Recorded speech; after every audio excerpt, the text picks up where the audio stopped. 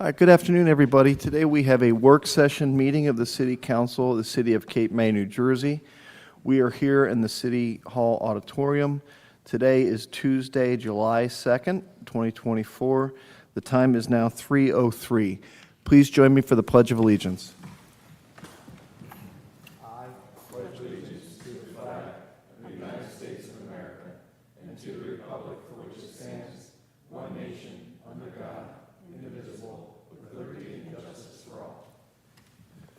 Thank you.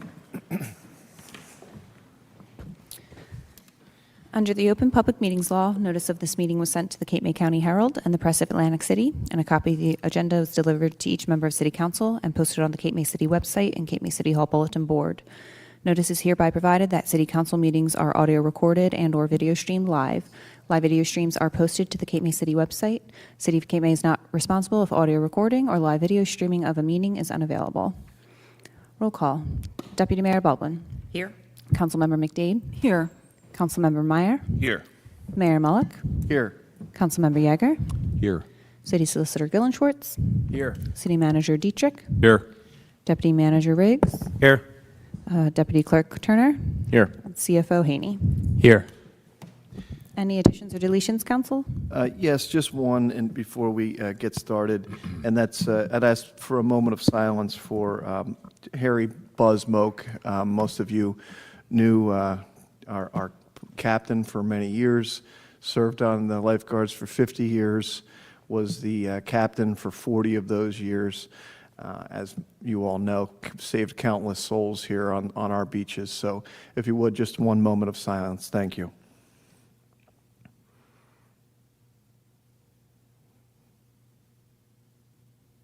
Thank you very much. For additions and deletions, Council, do we have any additions or deletions this evening or this afternoon?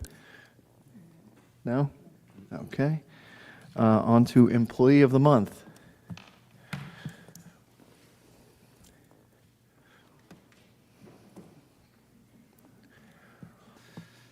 Thank you.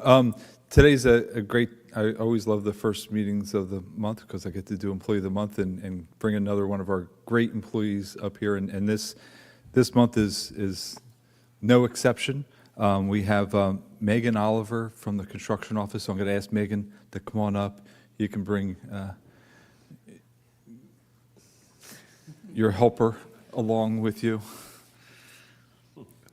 So Megan is one of these bright stars that we've got in the office, and she's just really she's one of our, I guess she's been here longer than me, so she's not the newest, but she's still new in the grand scheme of things. She joined the construction office in 2022, and she serves as a technical assistant to the construction official. She's here with her daughter, Sophia. And Megan loves animals, has lots of dogs, chickens, ducks, quails, pigs, cows, rabbits, and goats. Did I miss any, Sophia? Got them all. And she's just really super hands-on and helpful in the construction office, and just really has brings a lot of expertise and just keeps that office running smooth. Knowing that she's there working with Lou, I know that when calls come into my office about, hey, what's going on with the permit stuff, I know that that we've got good hands down there working the process, and it shows in how she's doing it. So I just want to congratulate Megan on being chosen by her peers as Employee of the Month. Thank you.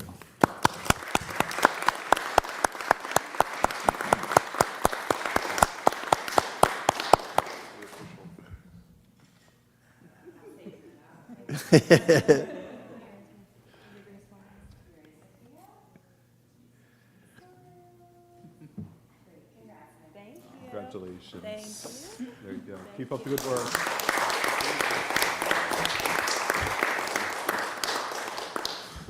Great job, Megan. Thank you so much.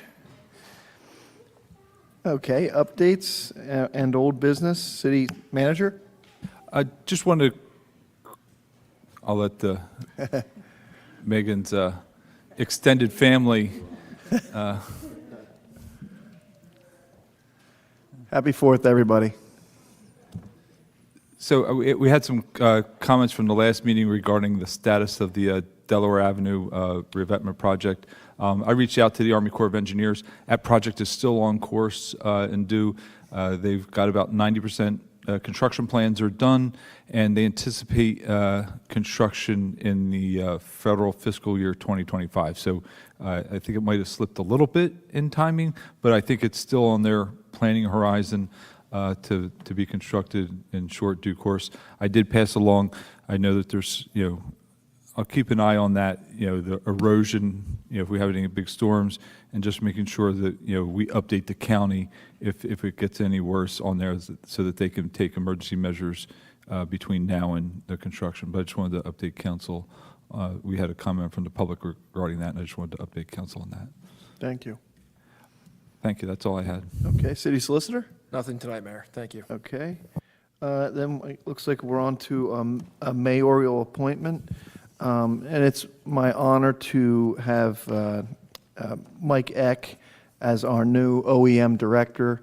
Mike has done such a wonderful job. He's been the deputy director, but has done such a wonderful job in his capacity as deputy and obviously as our deputy chief as well. So, Mike, it really is an honor to have you. I know the city is safe in your hands. You really are.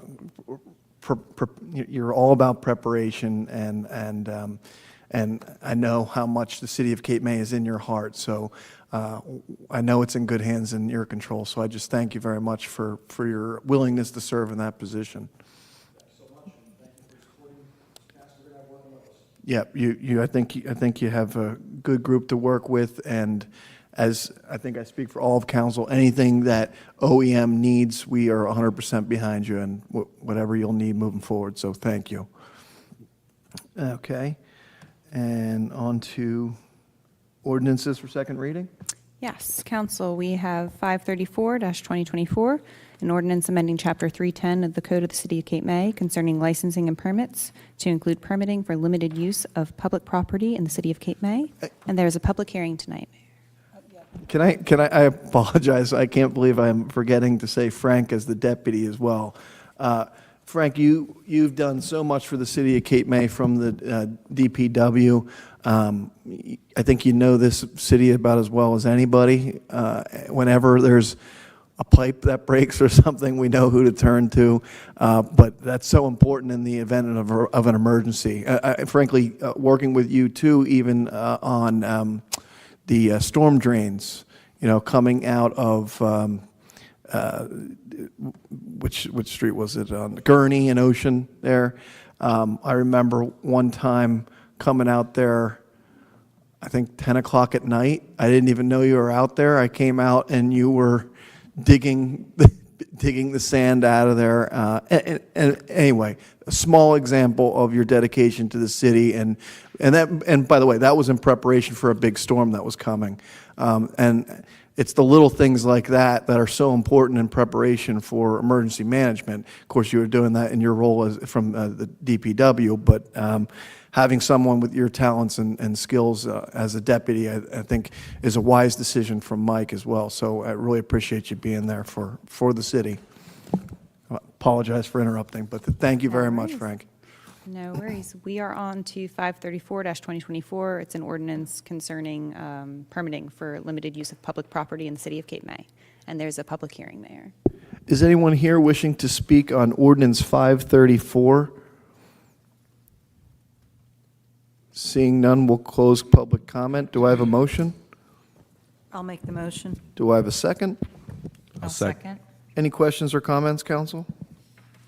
Roll call? Councilmember Yeager? Yes. Councilmember Meyer? Yes. Councilmember McDade? Yes. Deputy Mayor Baldwin? Yes. Mayor Mullick? Yes.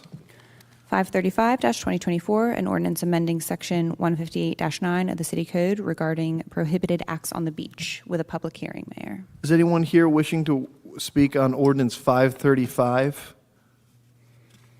Seeing none, we'll close public comment. Do I have a motion?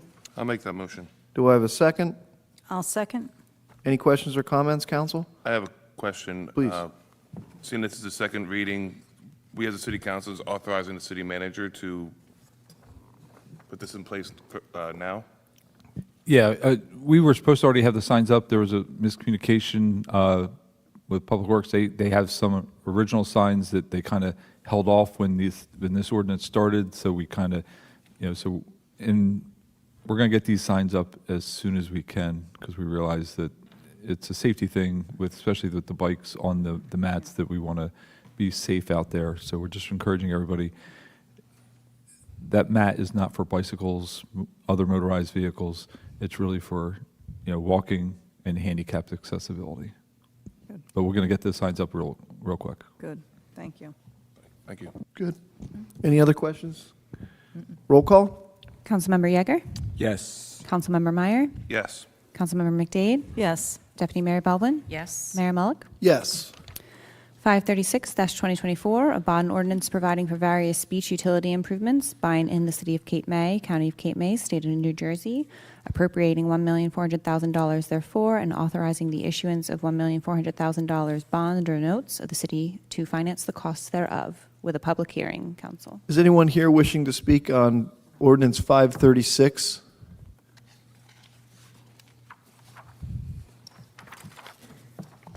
Good afternoon. Stacy Shan, 928 Columbia Avenue. My only comment when it comes to these bond ordinances is that things that are for 5 years or less, why aren't they being put into their budget? I know they're not. All the items on the bond lists are for 5 years or more. Yeah, they have to be Well, approved it by says bond council. equipment, 400,000, 5 years. Yeah, So- that's. Yeah, 5 years or greater is 5 the- years or greater. Yeah, It- that's What they do is the bond council goes through and categorizes each of the type of things. And in order to, I'll say, amortize them based on their category, they put them into a category of a 5-year category, 15-year category, 30-year, 45, so they put them The into. those- average for the And bond then ordinance. they do it in average, so that's, So the average is 5 years. No, It's like a- the it's items a- in that category, those categories are 5 years. 5 But years for or- the total of the bond ordinance, they take the average of all the categories within the bond ordinance. Right. I just think, certain things and equipment that why couldn't it be put in their budget? We were supposedly having this surplus of money, and I don't understand why we're not paying for things and why we have to bond for things for so many years and pay for it that way when we should be having them put them in their budget and pay accordingly. I could speak to that. Just speaking about the budget, so each year we work within an appropriations cap from budget year to budget year that limits the amount that you're allowed to increase appropriations. And so what these bond ordinances do is create budget lines that we can then spend against for items that are still needed but might not have necessarily fit in the budget without either increasing taxes or taking away from other departments. Yeah, I don't mean it by increasing taxes, but the fact that supposedly we have a surplus with tax money.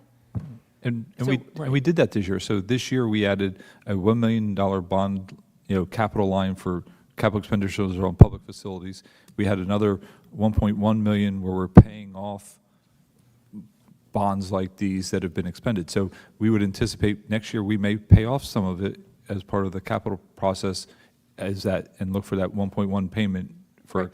And that sounds wonderful, but there's a lot of expenses that go into bonding.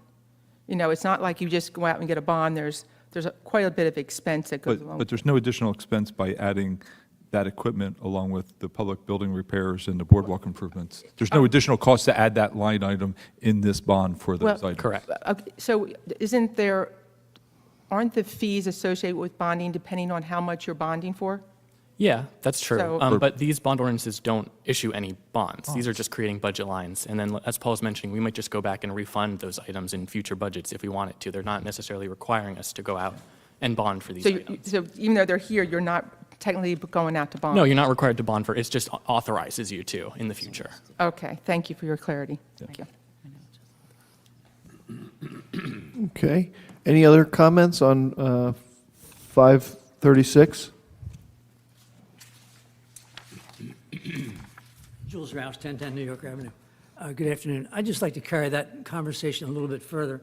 Wouldn't it be less expensive for the city to use bond anticipation notes rather than incorporating some of these items that have a short life into bond anticipation? We typically do where we can. That's more of a detailed conversation between us, the auditors, and bond counsel to determine what's the most cost-effective method to fund these items. And this allows to do that. Yeah.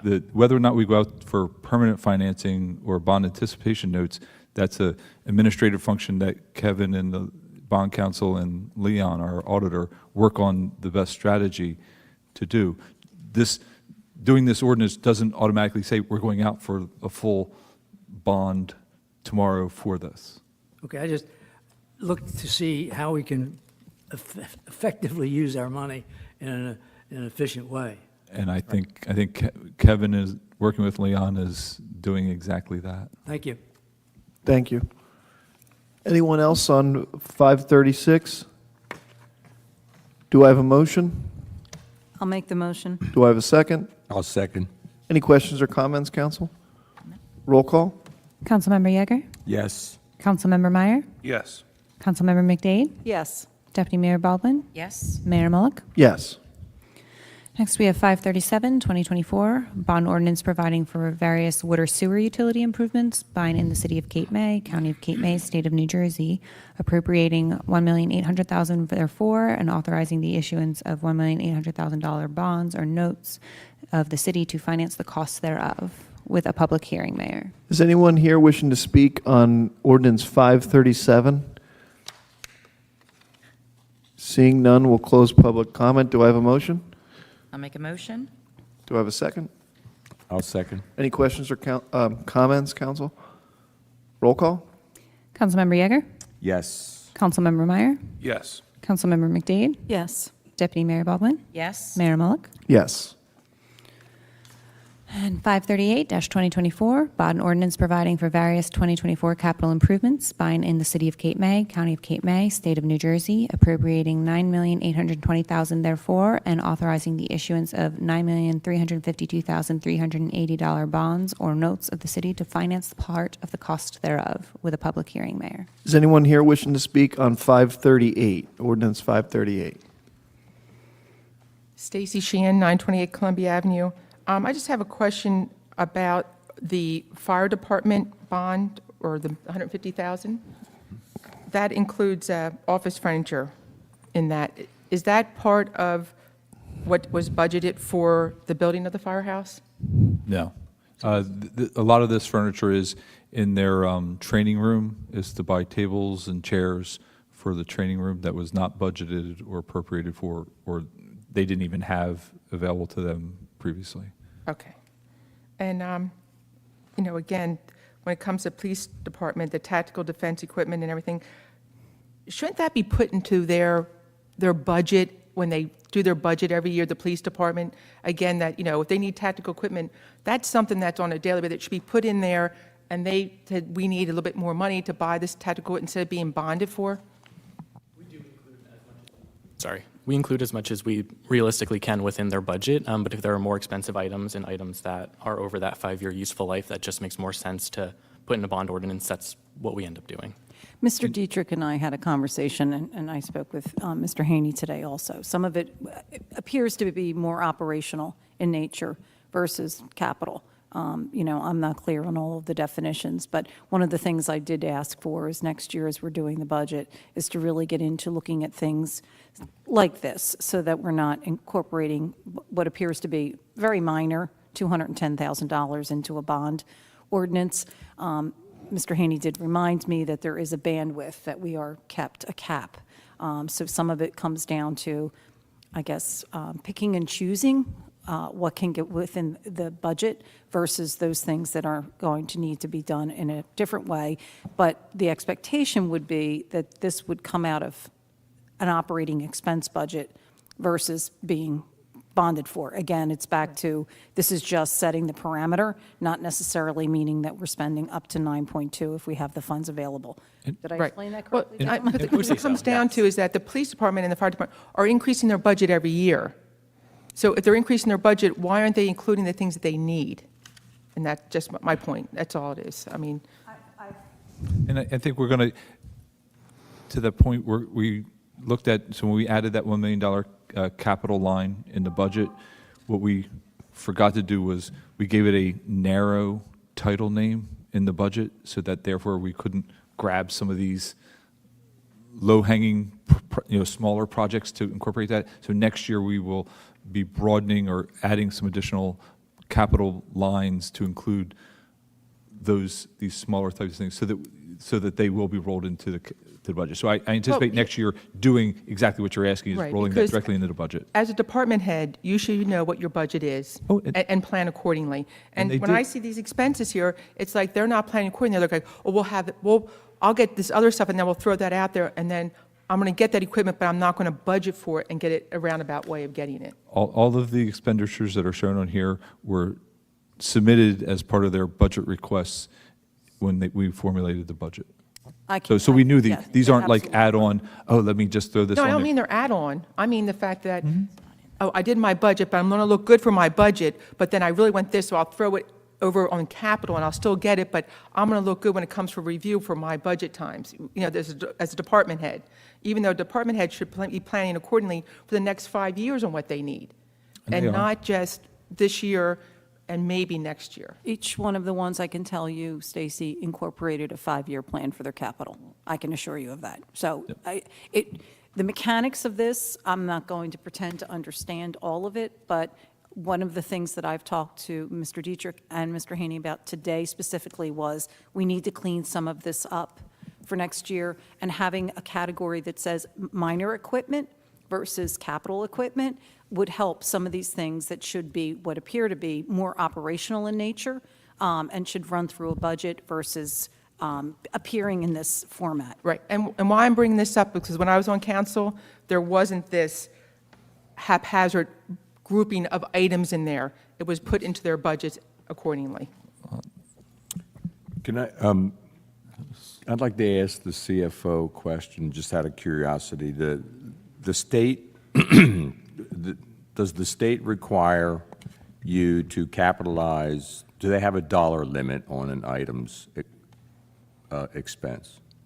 No, not necessarily dollar limit. Typically, it's just 5 years, and most municipalities use like a $5,000 kind of, but it's not So state mandated. It's not, but the 5 years is. Yeah, 5 years is pretty. Yeah, which I would expect. Now, of course, businesses, 5 years is the point at which you're going to capitalize.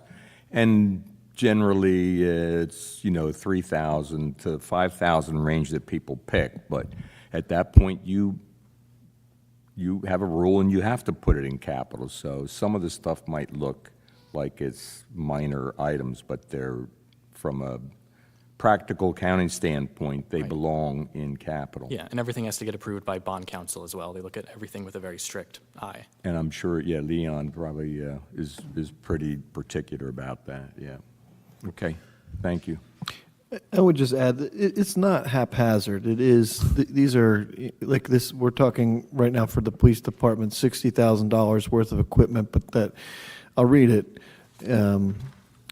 Acquisition and installation as applicable of equipment, including but not limited to tactical defense equipment, public safety equipment, radar units and trailers, and mobile data / patrol car computers. All necessary for, where we're trying to go. But I just want to make sure, and I know that was not your point, Stacy, but I'm just saying these are important things that we need to have. One thing that certainly would not be in the lifetime of a bond, but should be pointed out for right now, we're getting our bonds at about 2 to 3%. A lot of them are closer to the 2%. Meanwhile, our surplus is getting 5% interest. So I just add that to the conversation as a minor thing. We are seeing more money, more interest rate on our, I'll call it savings, for lack of a better term, than our spending. So I just give you that as an extra. Then let me clarify with what your statement is. When was the last time that we went out for bond? It was August of 2023. So last August, and what was the percentage, was 2%? That time it was a little over 3, like 3.15, I want to say. 3.15%? Okay, so then most likely this year it will be even higher. I didn't, I just want to be clear. I was quoting what bonds are, which isn't publicly available information, what municipal bonds are right now, is a lot of them are between 2% and 3%. Okay, I was just going on what our facts and were. we're not looking go- last We're not time. going Well, to bond. we've had bonds come in at 1.9% a few years ago. That was a few years ago when we weren't getting 5% I'm not going to argue the interest. fact of, that municipal bonds are between 2% and 3%. That's where they are right now.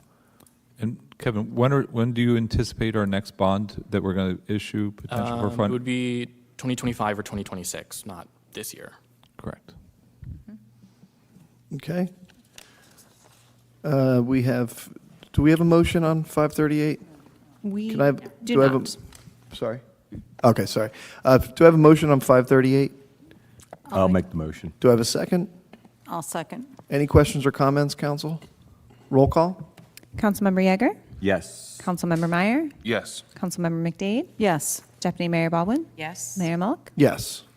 And 539-2024, an ordinance authorizing a special emergency appropriation as per NJSA 40A:4-53 in the amount of $250,000 for the preparation of an approved tax map with a public hearing, Mayor. Is anyone here wishing to speak on 539, 2024? Seeing none, we can close public comment. Council, do I have a motion? I'll make a motion. Do I have a second? I'll second. Any questions or comments? Roll call? Oh, sorry, pardon me, Just a good. quick comment, Mayor.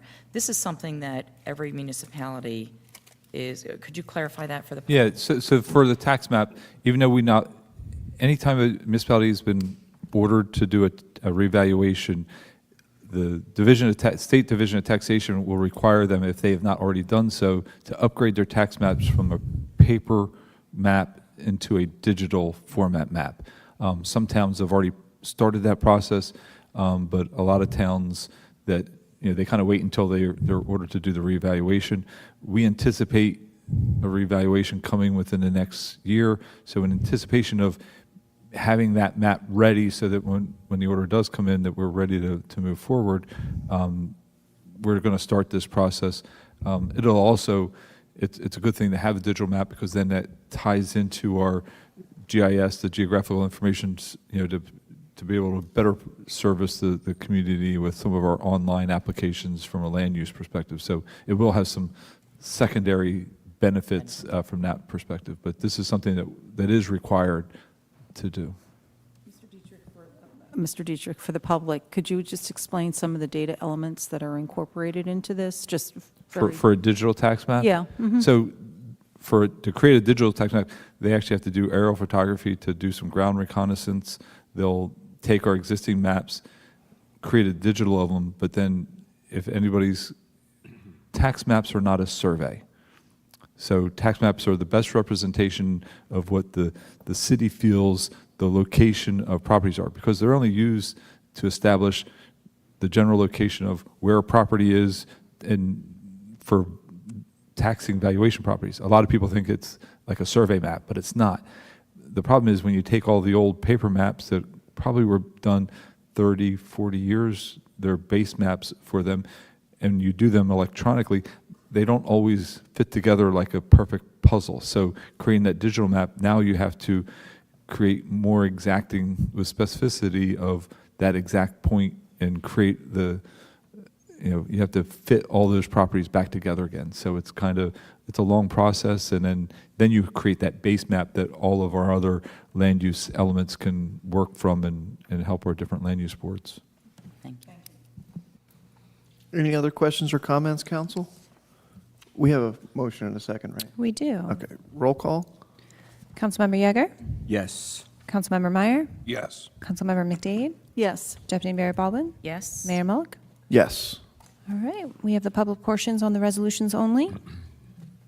Is anyone here wishing to speak on resolutions this evening? Please come to the microphone, state your name and address. Stacy Shan, 928 Columbia Avenue. I just have a question, and I just want clarity. On Resolution 197, does that correspond to the ordinance? Are they both the same? Yes. Okay. Because of the appropriation, you have to do the ordinance, and then the resolution authorizes the appropriation based on that ordinance. I have another question on Resolution 199 that has to do with Convention Hall and Spyboy productions, that the city's going to be paid $1,500 for each show and then $5 each ticket. And then it says the city is responsible for marketing. Is there a cap on how much the city pays for all this marketing? Or, you know, are we paying $10,000 for marketing, or is there a certain that we're not going above? Wouldn't that be in A lot of it's the budget already? Going to exceed whatever the budget. Yeah, if Ms. Radigan has a budget that she Oh, so, submits. but her budget is for all of Convention Hall. It's not for just Spy Boy concerts. That's why I was asking. It's It in- says, you know, well, the city's responsible for marketing of these concerts And it's- for Spy Boy. Putting up posters around town, social media, it's within her budget. It's already developed into her Probably budget. not in excess of what she does for any other production. Okay, well, I just wanted to, you know, see if we're going to be, is the city going to be making a profit on this, or if we're going to come out as a deficit once you put in what we're doing for marketing of these shows, and then, you know. Yeah, I think marketing's a little bit of a broad term. It just means they're responsible to market the shows, not necessarily above and beyond doing something special or having special marketing campaigns. I think it's just you're responsible to market the shows to the public in the local community. That's how I would interpret that. Okay, thank you. And just to answer, I think almost more importantly, it doesn't have any minimum amount that we need to spend for marketing or anything like that. And this is, I believe, just to make sure, the same contract that we've had in the past. Is there any updates to this? Well, this reflects the change that the city took to secure at least a minimum fee for Right. basically leasing and using the space, and then securing, you know, a variable fee tied to ticket sales. So Right. a minimum fee and then a variable portion Okay. in the city's favor. Yeah, 'cause I just remember in the past, there was some big bills that came through for marketing of these concerts, and just want to make sure that we're not going to be losing money as a city just because we're marketing them. Thank you. Thank you. Any other comments on the resolutions this evening? Seeing none, we can close public comment. Moving on to the consent agenda, is there anything council would like to remove from the consent agenda this evening? No? Nope. Okay. All right, in that case, do we have a motion to accept the consent agenda? Do I have a motion? I'll make that motion. Do I have a second? I'll second. Roll call? Councilmember Yeager? Yes. Councilmember Meyer? Yes. Councilmember McDade? Yes. Deputy Mayor Baldwin? Yes. Mayor Mulk? Yes. All right, on to new business. City Solicitor, any new business? I don't have any new business tonight, Your Honor. City Manager? Thank you. I had two items on the agenda. First is the CRS MJPPI. That's a lot of acronyms, but that's our program for FEMA for our flood insurance. That's a community rating system where residents receive 20% discount on their flood insurance because we're a Class 5 community. And the MJPPI is a multi-jurisdictional program for public information. So it's a program where I actually coordinate with the 14 other municipalities in Cape May and Atlantic County. It is the largest program for public information, not only in New Jersey, but in the United States under the FEMA program. And we coordinate all the public outreach and activities to get all the towns in Cape May and Atlantic counties more points on the CRS program and get us a bigger bang for our buck. Paul, can I interrupt you on that? Sure. For the public to be aware, I mean, we did just host a program Yes. for the CRS at Convention Hall. The name escapes me of what. Well, the New Jersey Coastal Coalition kind of, that's our umbrella organization that kind of has formulated out of, from Sandy, and they Right. kind of sponsor the MJPPI. But just for the public to be aware, you were hosting that and really the leader of the conversation, and I've been so impressed with your deep knowledge on this topic, and I just want the public to know that we're in really good hands because frankly, people are asking you for answers from a lot of the different municipalities throughout the state. So I want to make sure you get that recognition because you're getting phone calls from folks just looking for advice on what Advice. their cities should be doing. So we appreciate it, Paul. Thank you. Yeah. And the CRS program, and this one specifically, it's just really tying into all the outreach that we do and for each town. Flood insurance promotion's another big one where we, have a, later in the fall, we'll have a outreach like we did last year where we have insurance agents come in and talk about it. So, and again, the CEOs program is one of the only programs that the city does but gets no direct benefit. The direct benefit is to our residents where they receive a discount on their flood insurance. So it's one of those unique programs where we spend dollars and effort, but it's not really a direct benefit, but the residents see a direct benefit in that. So it's just, if you have any questions on that, be happy to, but we kind of just, as part of the update process, we kind of have to let let the governing body know, because it goes through a lot of the goals and the outreach methods and stuff like that. But we kind of hit that, and this has been up and running since 2016. We've been doing this. The next item I had was one of the things I noticed when I started, there was no official organizational chart for the various departments within the city. I kind of apologize that it's taken me till July to bring it formally in front of you. I actually had it 90% done back in February, and then all the different things just happened, and coordinating with some of the departments on fine-tuning some of the nuances, and I just wanted to make sure that I gave you an accurate representation of how the city government functions within the various different departments, and I think this kind of documents that from a title perspective of roles and responsibilities and kind of the organization. So if you have any questions, feel free to again. No, I immediately emailed you and said thank you. It's been something I've been looking to see us have since I started with council, and I think will be very well received by the public. So I think it's terrific that we've got it and that people have an understanding now of the reporting line of command, et cetera, in the city. So. And I hope to find somewhere I got to figure out the right spot on the website, but my future goal would be, obviously, after I shared it with council, was to find a spot on the website to kind of share it with the public so that they have an easy reference guide. It does not have names of employees on there. This is an organizational chart from title only. Obviously, they know who city council is. They know who the city manager is. Most of the department heads on the website are listed, so staff is on there on our website, but I didn't feel it was appropriate to have laborer here, clerk, typist here, and names and where they are located within the city. But that's where we stand. So you can't do this on one page for us, Paul? I could do it on one page, but I don't. Possible. We could have a huge drawing somewhere.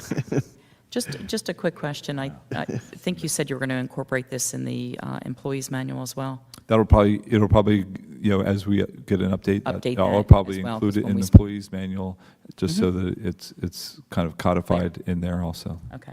I always pretty much had this picture in my head for the most part, and people would always ask me how the government works, and I always say, if you're familiar with the United States government, you pretty much know that we're legislative and he's executive, and we create the laws, we create the source of funding, and he spends it and runs the day-to-day operations. I just have a little critique on this. Is there somewhere a line, or should there, or possibly a line similar to this front page, like the city solicitor in regards to the clerk? Because we as city council work pretty closely to the clerk as well. Not that we're your boss or in any way. Well, I think, but trying to say. But I think we have all of our different consultants. Have a lot I of didn't put. bosses. We have project engineers, we have risk management consultants. We have a whole cadre of consultants that work with various departments. So this was. I did include municipal solicitor on this just because he is so integral to everything we do, and he's a resource for every department head. I think I won't say every department head, but He would many be an department orbit heads around reach out to Chris if they need a quick little, hey, I need some help. If it's not through myself or Justin, I think the department, and obviously he works very closely with So he the does clerk's appear on office. here, Mr. Dietrich. He does appear on there, though he's not an employee. I did show him on the official organizational chart as a function. Maybe we can bring him in on as an employee, as a consultant. No, I'm just kidding. I'm just kidding. Maybe But maybe a I just felt it was, dotted line. I just felt it was As the appropriate. Supreme Court would say, I'm in the penumbra of authority Yeah. somewhere in there. Not grasping and taking control, Right. as some Supreme Court justices would encourage. You're just in orbit around us, Chris. You're part of the Cape. I'm here if you need me, and if any department heads need me, I'm here as well, so. Thank you. Well, thank you, Paul. We appreciate all the hard work on this. No Yeah. problem. Yeah. It was, Yeah. City Clerk. I do want to announce that there is currently a vacancy on the zoning board. It's been posted to the website, but I don't think many people were aware of that, so we haven't gotten any letters of interest yet. So if anybody is interested in serving on the zoning board in any capacity, please shoot me an email with your contact information, voicing your interest in that position, or write me a letter. Or if anybody has previously expressed interest, please reach back out so that I know you are still interested, and then I can provide that to council to hopefully fill the vacancy And this is soon. for an alternate too, correct? It's likely an alternate Yeah, two position. okay, thank you. And then in addition to that, we have a very packed weekend coming up with the holiday. Obviously, we have a fireworks display on the 4th at 9:30 p.m. in front of Congress Hall, and we do have the parade on Saturday, the 6th at 1 p.m., and lineup is at noon around New Jersey and Philadelphia avenues, and they are doing a best decorated contest again, so we highly encourage everybody to participate and join and have fun. And there are a variety of concerts being held in Rotary Park, free concerts, beginning at 7 p.m. Friday through Monday. Also something else to do. So happy 4th, everybody. Be safe. Enjoy yourselves. Thank you. Deputy Mayor?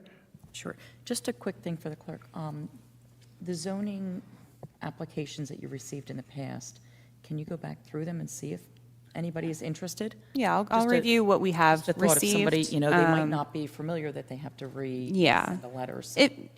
Absolutely. I'll go back and see what we've received, but it would be good to know that they are still interested if they can reach out. But Thank yeah, you. we'll see what we've received so far. Thank you. You're welcome. And then the only other thing I have, the Beach Safety Committee celebrated our first responders on Sunday. A little bit of inclement weather, but I want to personally thank the Beach Safety Committee, our first responders, which are the lifeguards, the police, the fire. They were out there in preparation to do demonstrations, and our manager came. There were quite a few. Mayor Mullock was there, so there were quite a few people, but I really want to celebrate our first responders for everything that they do. So thank you. That's all, Mayor. That was great. Yeah, thank you very much for that. And who do we have? Do I have, sorry. Councilwoman McDade? Yeah, no, I just want to congratulate Frank on being named the safety coordinator. Well chosen, in my opinion. And I'm happy to see that we have someone now. I know this has been part of what the JIF has been asking for, and I think it's terrific that we've got somebody who is now going to be an in-house resource, and, looking at, different ways for safety for employees, whether they're out on the street or in the office. So thank you for serving. Okay. Councilman Meyer? Mr. McCluskey also serves on the Shade Tree Commission, so I want to thank him for that as well, I think the only thing I should mention is that there's a subcommittee of the Shade Tree Commission.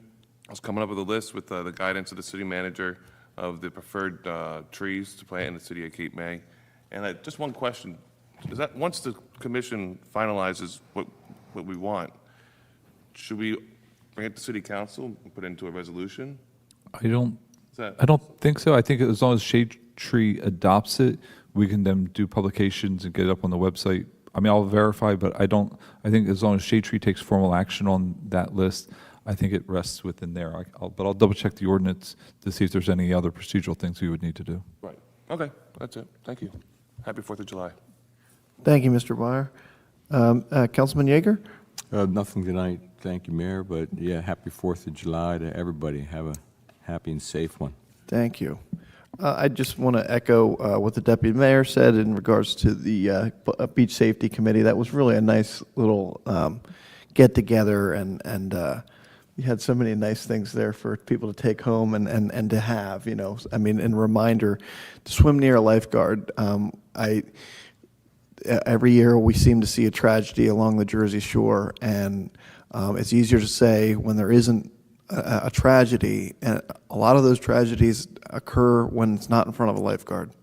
So I know it's simple, but anyone watching at home, make sure you're swimming at the times when the lifeguards and at beaches that are protected by lifeguards. And kind of on that similar note, I know Councilwoman McDade has been really working on golf cart safety and working with the rental companies of trying to really tackle the issue.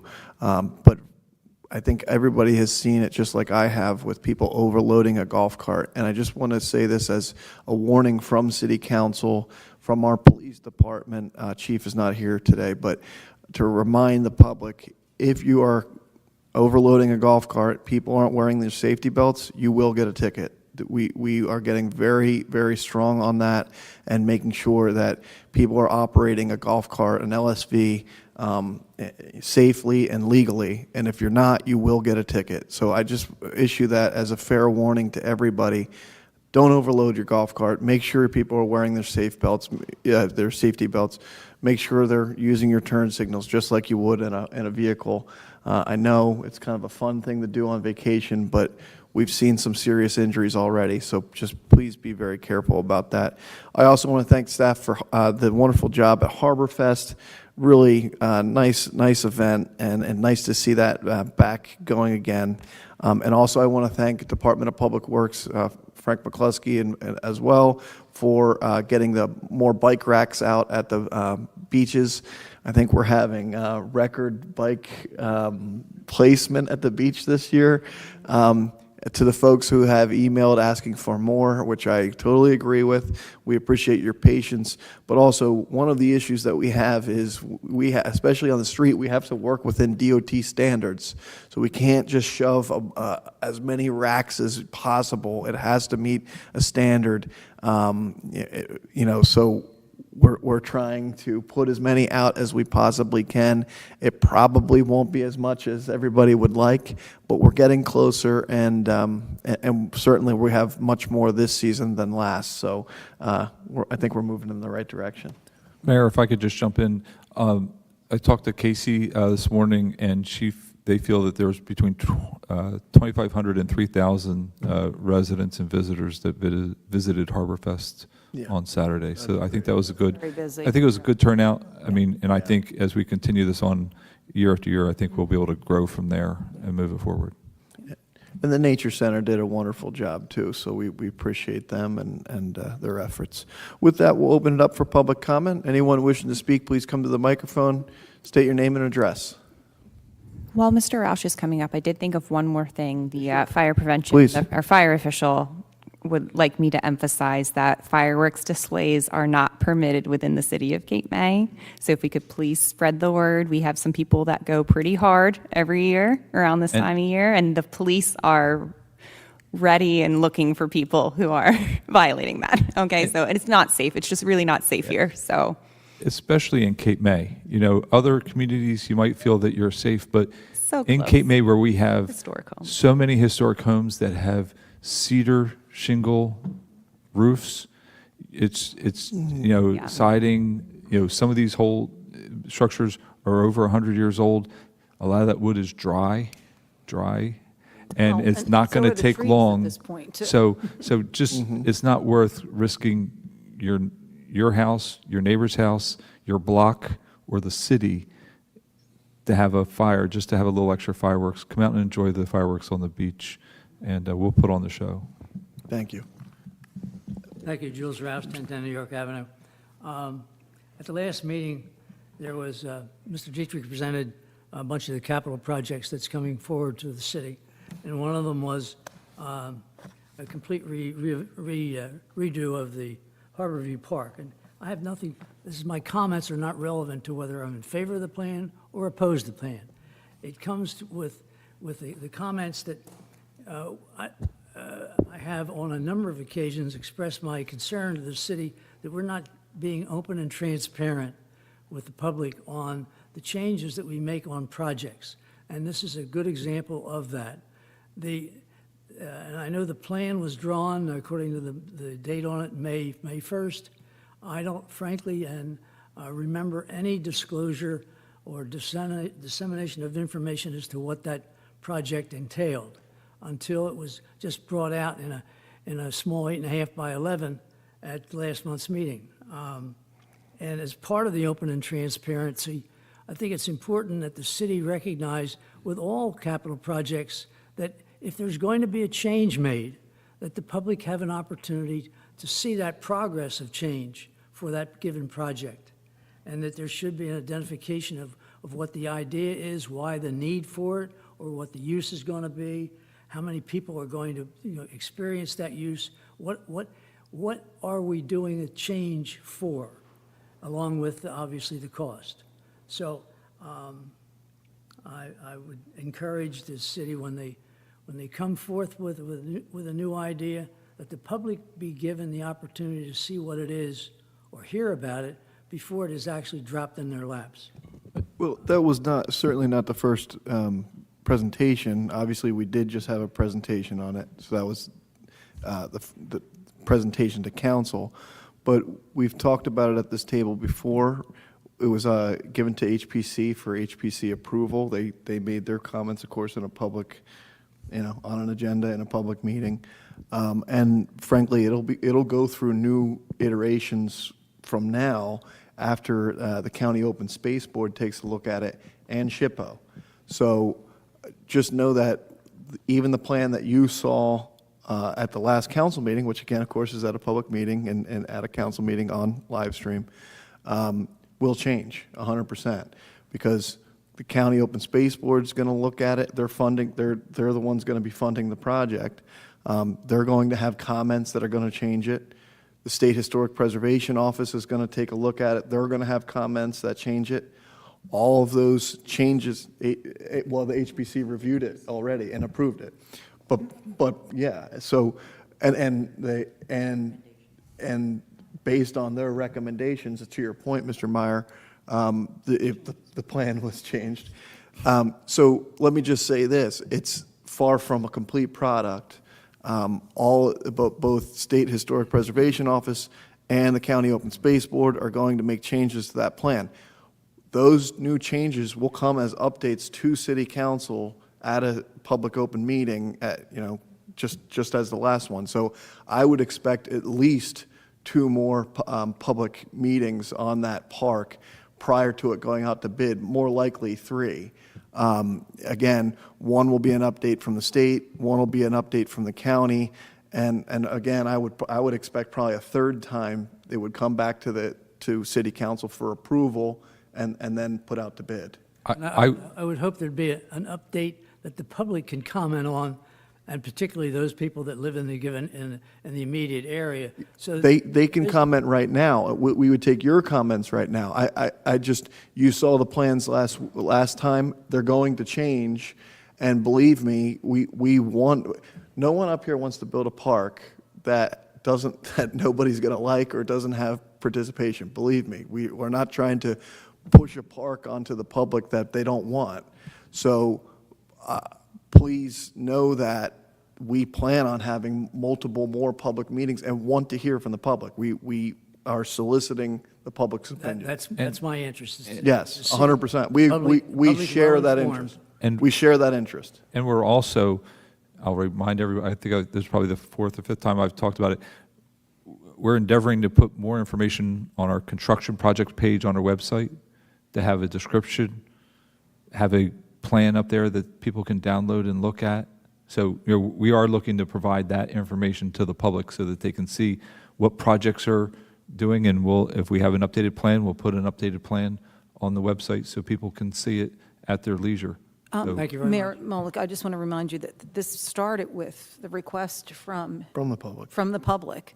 and residents in that area, asking the city to take a look at what could be done for that park. So it actually came to the That was city. the genesis. Yes, that was the reason why this project was undertaken, because it came to the city as a request to go down there, take a look at it, and work on improving it.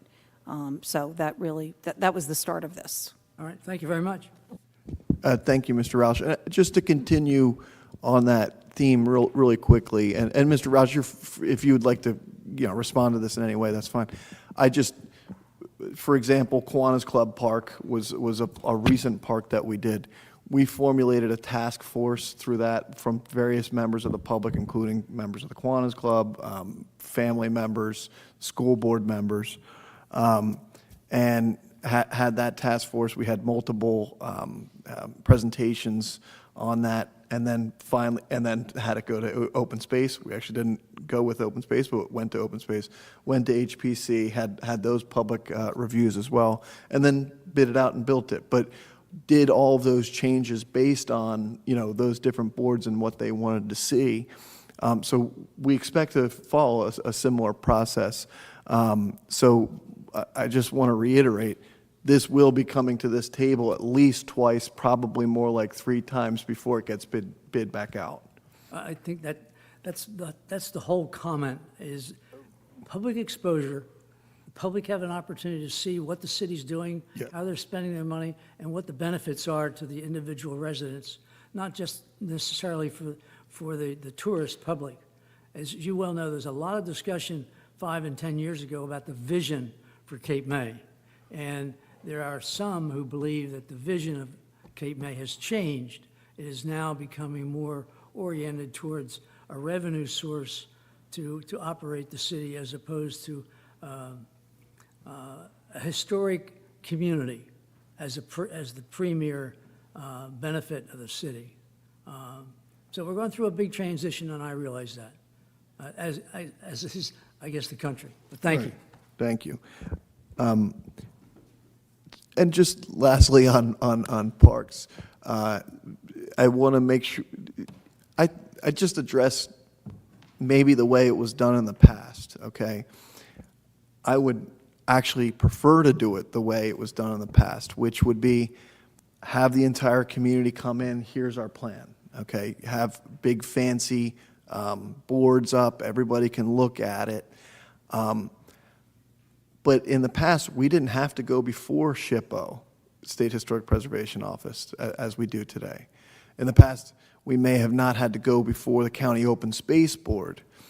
So I want to be really clear about this. We could say, hey, everybody come in for one meeting on this park and give us your comments.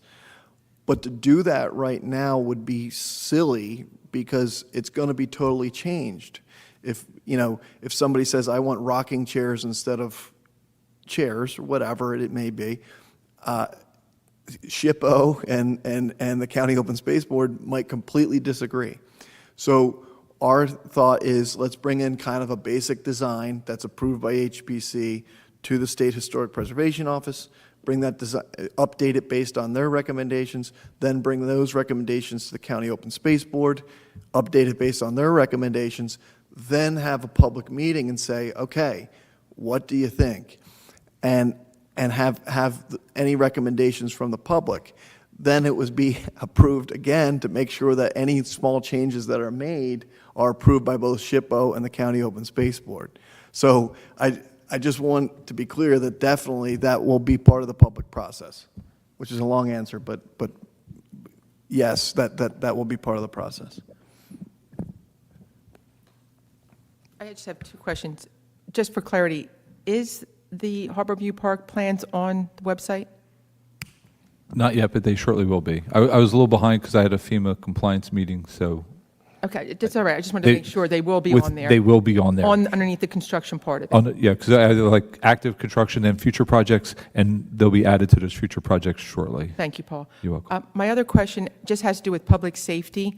I noticed that when I drive around at nighttime, there's a lot of street lights that are out, and it becomes really, really dark, especially when you turn on, if you're by the billboards on Washington Street and you make a right, I think it's like 2 blocks of not one street light working, and it's extremely dark.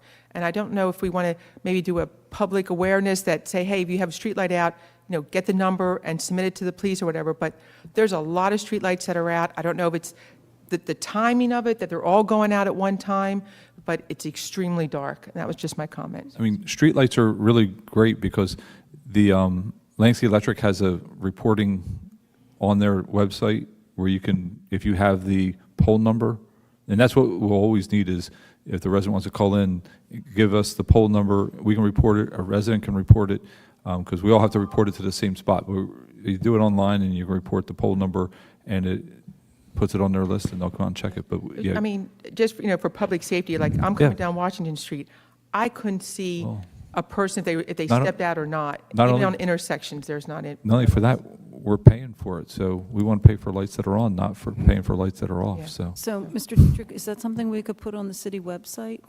yes. It would I be, thought, yeah. I thought we had I think there is a link. There is a link on the website. Okay, well, And maybe people do pop call it back up to the about it. top or something, just so you Yeah, know. Safety but I message. understand there's other poles that are Atlantic State Electric, and there's other companies that own the other poles, right?